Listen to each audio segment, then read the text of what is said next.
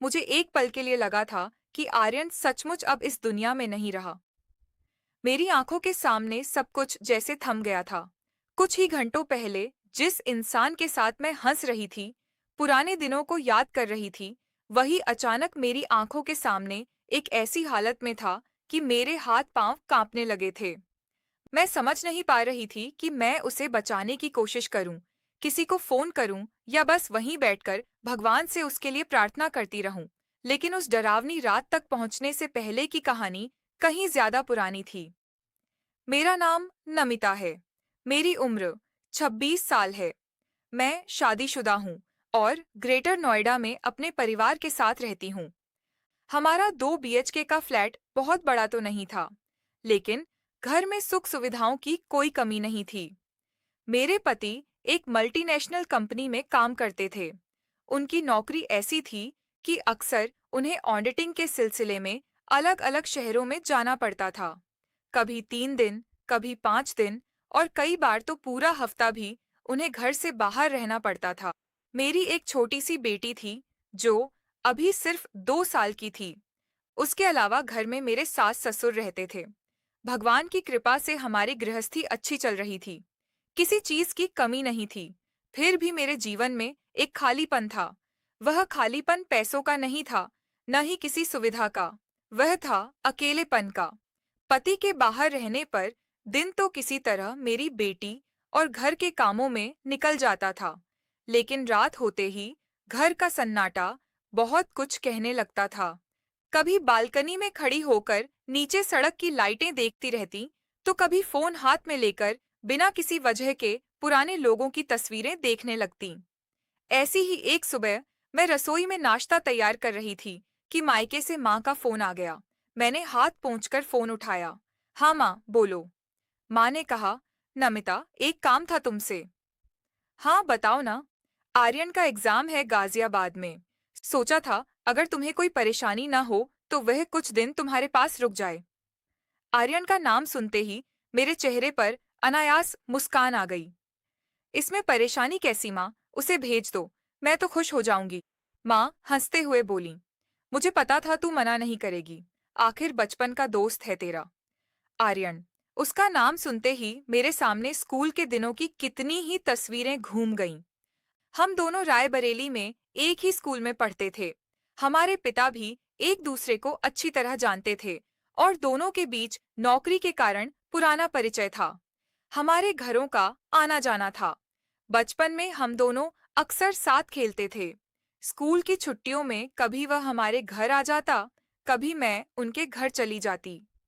हम दोनों अपने अपने घरों में इकलौते बच्चे थे, इसलिए शायद इसी वजह से हमारी दोस्ती कुछ ज्यादा ही गहरी थी।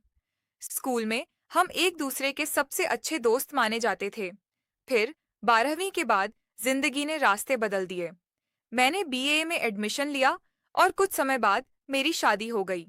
दूसरी तरफ आर्यन बीटेक करने मुंबई चला गया। पढ़ाई, नौकरी और फिर जिंदगी की अपनी अपनी जिम्मेदारियों में हम दोनों दूर होते चले गए। शादी के बाद मैं उससे सिर्फ एक बार मिली थी और अब इतने सालों बाद वह मेरे घर आने वाला था। मुझे खुद समझ नहीं आया कि उसके आने की खबर से मैं इतनी खुश क्यों हो रही थी। शायद इसलिए कि मुझे अपने बचपन का एक हिस्सा वापस मिलने वाला था। मैंने उसी दिन अपने सास ससुर को फोन करके बताया। वे उन दिनों कुछ दिनों के लिए खाटू श्याम गए हुए थे। ससुर जी ने हंसकर कहा, अच्छा है बेटा, कोई अपना रहेगा तो तुम्हारा मन भी लगा रहेगा। सासू माँ ने भी कहा, आर्यन को अच्छे से रखना, लड़का बाहर से आएगा तो घर जैसा माहौल मिलेगा। मैंने हंसकर जवाब दिया, आप चिंता मत कीजिए। फोन रखने के बाद मैं काफी देर तक सोचती रही कि इतने सालों में आर्यन कितना बदल गया होगा। बचपन वाला आर्यन हमेशा दुबला पतला, शरारती और हंसमुख रहता था। स्कूल में कोई भी मजेदार बात हो, उसकी हंसी सबसे पहले सुनाई देती थी। पढ़ाई में भी अच्छा था, लेकिन शरारत करने में उससे आगे कोई नहीं था। मैंने कभी कल्पना भी नहीं की थी कि एक दिन वही आर्यन मेरे घर मेहमान बनकर आएगा। अगली सुबह करीब 10 बजे डोरबेल बजी। मैंने अपनी बेटी को गोद से नीचे उतारा और दरवाजे की तरफ बढ़ी। जैसे ही मैंने दरवाजा खोला, सामने आर्यन खड़ा था। कुछ सेकंड तक मैं उसे पहचानने की कोशिश करती रही। वह पहले से काफी लंबा हो चुका था। चेहरे पर हल्की दाढ़ी थी और बचपन की जगह अब एक गंभीर, आत्मविश्वासी व्यक्तित्व दिखाई दे रहा था। लेकिन उसकी आंखों में वही पुरानी शरारत थी। मुझे देखते ही वह मुस्कुराया। क्या हुआ, पहचान नहीं रही? मैं हंस पड़ी। पहचान तो लिया, लेकिन तू इतना बदल गया है कि 2 सेकंड लग गए। वह अंदर आते ही बोला, और तुम बिल्कुल नहीं बदली। अच्छा। हाँ, बस। वह बात अधूरी छोड़कर मुस्कुराने लगा। मैंने आंखें तरेर कर कहा, बस क्या? बस अब पहले से ज्यादा जिम्मेदार लग रही हो। मैंने हंसते हुए कहा, बहुत चालाक हो गए हो। तभी मेरी बेटी उसकी तरफ देखने लगी। आर्यन झुककर उसके पास गया। हेलो मैडम, मुझे पहचानती हो? बच्ची पहले तो उसे गौर से देखती रही, फिर अचानक उसकी उंगली पकड़ ली। आर्यन खिलखिलाकर हंस पड़ा। अरे वाह, हमारी तो दोस्ती हो गई। कुछ ही मिनटों में मेरी बेटी उसके साथ बिल्कुल घुल मिल गई। आर्यन फ्रेश होने चला गया और मैं रसोई में उसके लिए चाय बनाने लगी। चाय लेकर वापस आई तो वह बालकनी में खड़ा बाहर देख रहा था। लो चाय। उसने कप लिया और बोला, यार नमिता, यहाँ आकर सच में अच्छा लग रहा है। क्यों? पता नहीं, शायद इतने साल बाद किसी पुराने अपने के साथ बैठने का मौका मिला है। उसकी बात सुनकर मुझे भी अच्छा लगा। हम दोनों काफी देर तक स्कूल की बातें करते रहे। कौन सा टीचर सबसे ज्यादा डांटता था, किस दोस्त की शादी हो गई, कौन विदेश चला गया, किसके बारे में कभी सोचा भी नहीं था कि वह जिंदगी में इतना आगे निकल जाएगा। बीच बीच में हम दोनों एक दूसरे की पुरानी शरारतें याद करके हंसते रहे। कई साल जैसे कुछ घंटों में वापस लौट आए थे। दिन कब बीत गया पता ही नहीं चला। शाम को मैंने खाना बनाया। आर्यन ने मेरी बेटी के साथ खूब खेला। वह कभी उसे खिलौना दिखाता, कभी उसे गोद में उठाकर कमरे में घूमता। मैं दूर खड़ी होकर दोनों को देख रही थी। एक अजीब सा अपनापन महसूस हो रहा था। रात करीब 9 बजे हमने साथ बैठकर खाना खाया। खाने के बाद आर्यन ने पूछा, मैं कहाँ सोऊंगा? मैंने कहा, मेरे कमरे में ही सो जाना, कमरा बड़ा है। वैसे भी तू मेहमान है, ड्राइंग रूम में क्यों सोएगा? वह थोड़ा झिझका।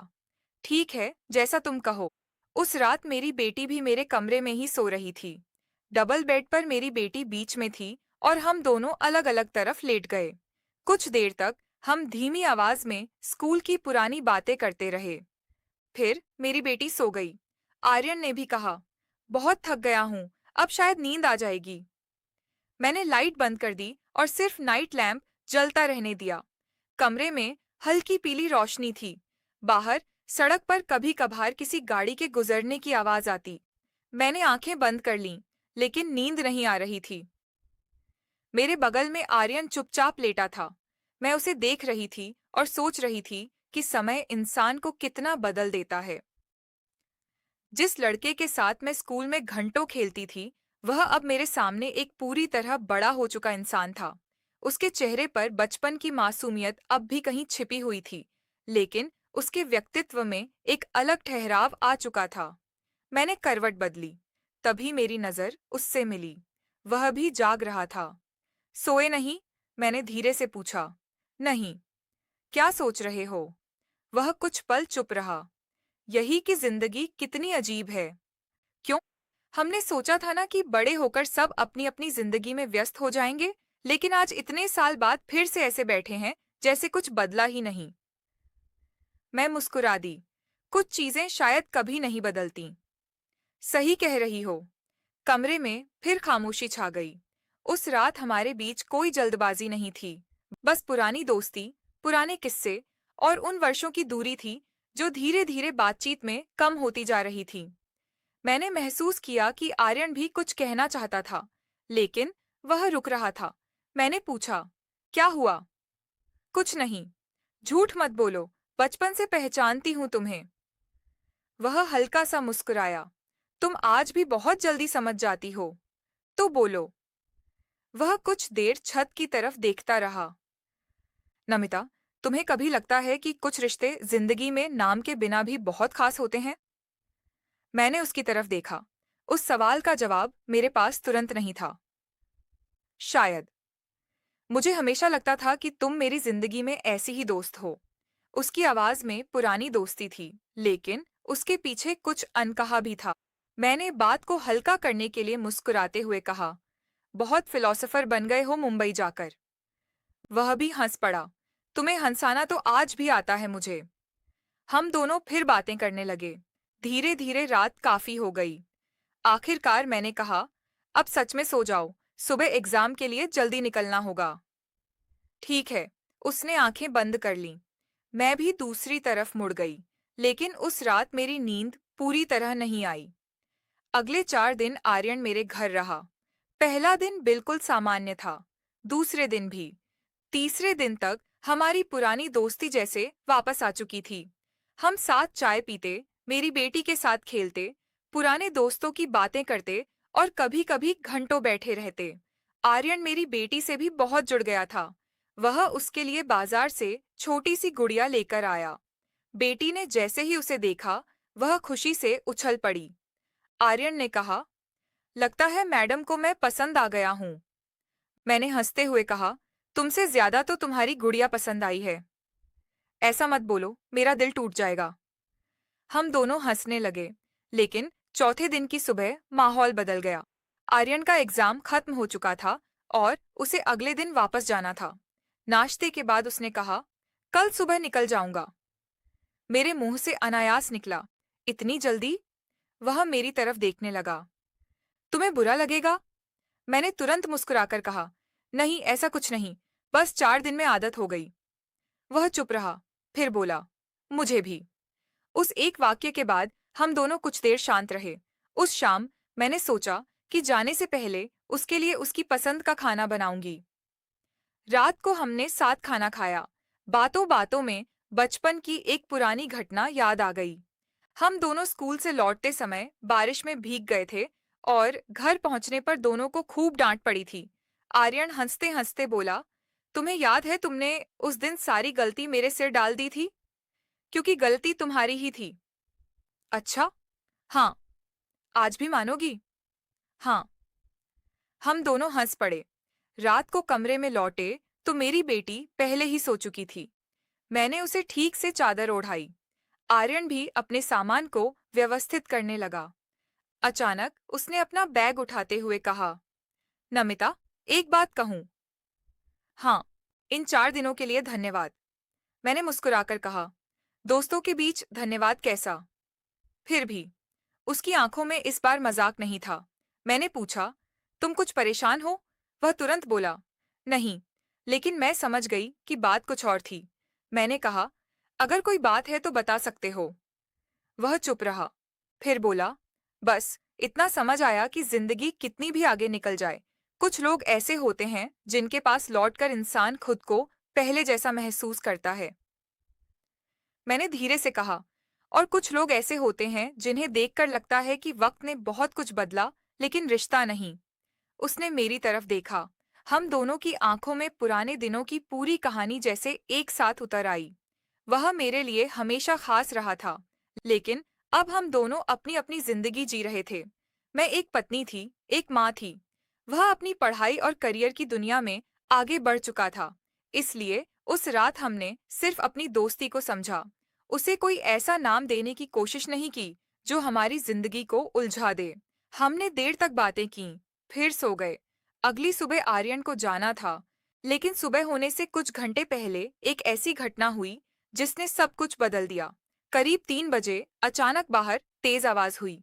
मैं घबराकर उठ बैठी। कमरे में अंधेरा था। आर्यन भी उठ चुका था। क्या हुआ? उसने पूछा। मैंने कहा, पता नहीं। फिर बाहर से मेरी बेटी के रोने की आवाज आई। मैं तुरंत उठी, लेकिन तभी कमरे के बाहर से किसी चीज के गिरने की जोरदार आवाज हुई। आर्यन मेरे आगे निकल गया। हम दोनों दरवाजे तक पहुंचे। बाहर अंधेरे में कुछ दिखाई नहीं दे रहा था। मैंने लाइट जलाई और तभी मेरी सांस अटक गई। आर्यन जमीन पर पड़ा था। उसके पास एक टूटी हुई चीज पड़ी थी और उसके माथे से खून बह रहा था। आर्यन! मैं चीख पड़ी। मैं उसके पास बैठ गई। उसने आंखें खोलने की कोशिश की, लेकिन फिर उसकी पलकों पर भारीपन छा गया। मैंने उसके चेहरे को थपथपाया। आर्यन, मेरी बात सुनो। कोई जवाब नहीं। मेरे हाथ कांपने लगे। मुझे सचमुच लगा कि मैंने उसे खो दिया है। मेरे दिमाग में कुछ भी काम नहीं कर रहा था। मैंने तुरंत मदद के लिए फोन उठाया।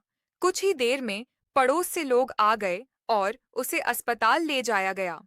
अस्पताल की सफेद रोशनी में मैं घंटों बैठी रही। मेरी बेटी मेरी गोद में सो गई थी। मैं लगातार भगवान से प्रार्थना कर रही थी, बस इसे कुछ मत होने देना। काफी देर बाद डॉक्टर बाहर आए। मैं घबराकर उनके पास पहुंची। डॉक्टर, आर्यन ठीक है, डॉक्टर ने कहा। घबराइए नहीं, चोट लगी है लेकिन फिलहाल खतरे से बाहर है। कुछ समय तक निगरानी में रखना होगा। मेरी आंखों से आंसू निकल आए। मुझे लगा जैसे मेरे सीने पर रखा कोई भारी पत्थर हट गया हो। कुछ घंटों बाद आर्यन को होश आया। मैं उसके पास बैठी थी। उसने आंखें खोलीं और मुझे देखकर हल्का सा मुस्कुराया। तुम रो रही हो? मैंने गुस्से और राहत के मिले-जुले भाव में कहा। चुप रहो, तुम्हें पता भी है मैंने क्या हालत कर ली थी। वह धीमे से बोला, मुझे लगा था तुम बहादुर हो। बहादुर हूं, लेकिन पत्थर नहीं। वह मुस्कुराया। उस हादसे के बाद उसके अगले दिन जाने की बात टल गई। कुछ दिन और रुकना पड़ा। इस बार हमारे बीच पहले जैसी बेफिक्री नहीं थी। उस घटना ने हमें एक बात बहुत साफ समझा दी थी। रिश्तों की असली कीमत तब पता चलती है जब किसी अपने को खोने का डर सामने खड़ा हो। आर्यन मेरे लिए सिर्फ बचपन का दोस्त नहीं था। वह मेरी जिंदगी के उन पुराने पन्नों में से एक था जिन्हें समय चाहे जितना पुराना कर दे, मिटा नहीं सकता। कुछ दिनों बाद जब वह पूरी तरह ठीक हुआ, तब जाने से पहले उसने मेरे घर की बालकनी में खड़े होकर कहा, नमिता, शायद जिंदगी हमें बार बार अलग रास्तों पर ले जाएगी। मैं चुपचाप उसे सुनती रही। लेकिन अब मैं तुम्हें सिर्फ पुरानी यादों में नहीं छोड़ना चाहता। दोस्ती निभानी है तो सच में निभाएंगे, बिना किसी गलत फहमी के, बिना किसी छुपी उम्मीद के। मेरे चेहरे पर मुस्कान आ गई। मैंने कहा, यही तो हमारी दोस्ती की सबसे अच्छी बात है। वह बोला, और हाँ, अगली बार मैं एग्जाम देने आऊंगा तो होटल में नहीं रुकूंगा। मैंने हंसते हुए पूछा, क्यों? क्योंकि तुम्हारे घर का खाना बहुत अच्छा है। मैंने हंसकर कहा, बस खाना? वह मुस्कुराया, और दोस्ती भी। उसकी बात सुनकर मैं भी मुस्कुरा दी। वह चला गया। दरवाजा बंद करने के बाद मैं कुछ देर वहीं खड़ी रही। घर फिर से शांत हो गया था, लेकिन इस बार वह सन्नाटा मुझे पहले जैसा अकेला नहीं लग रहा था, क्योंकि मुझे एहसास हो चुका था कि जिंदगी में कुछ रिश्ते हमारे साथ रहने के लिए नहीं, बल्कि हमें हमारी पुरानी पहचान याद दिलाने के लिए आते हैं। आर्यन मेरे जीवन में 4 दिनों के लिए आया था, लेकिन उन 4 दिनों ने मुझे मेरे बचपन, मेरी दोस्ती, मेरी भावनाओं और अपने रिश्तों की असली कीमत फिर से समझा दी। और उस रात जब मेरी बेटी मेरी गोद में सोई हुई थी, मैंने उसके माथे पर प्यार से हाथ रखा और खिड़की के बाहर देखा। दूर शहर की रोशनियां चमक रही थीं। मैंने मन ही मन कहा, कुछ लोग जिंदगी से दूर जरूर हो जाते हैं, लेकिन दिल से कभी दूर नहीं होते। और शायद हमारी कहानी की सबसे खूबसूरत बात यही थी कि इतने सालों की दूरी के बाद भी हमारी दोस्ती अपने सबसे मुश्किल मोड़ पर खुद को संभालने में कामयाब रही। आर्यन अपने रास्ते चला गया। मैं अपनी जिंदगी में वापस लौट आई। लेकिन अब मेरे भीतर एक अजीब सी शांति थी। मुझे पता था कि जिंदगी में चाहे कितनी भी दूरी क्यों न आ जाए, सच्चे रिश्ते अपनी जगह बना ही लेते हैं। और उस दिन पहली बार मुझे यह भी समझ आया कि किसी रिश्ते की खूबसूरती हमेशा उसे पाने में नहीं होती। कभी-कभी उसे सही सीमा, सही सम्मान और सही भावना के साथ बचाए रखने में होती है।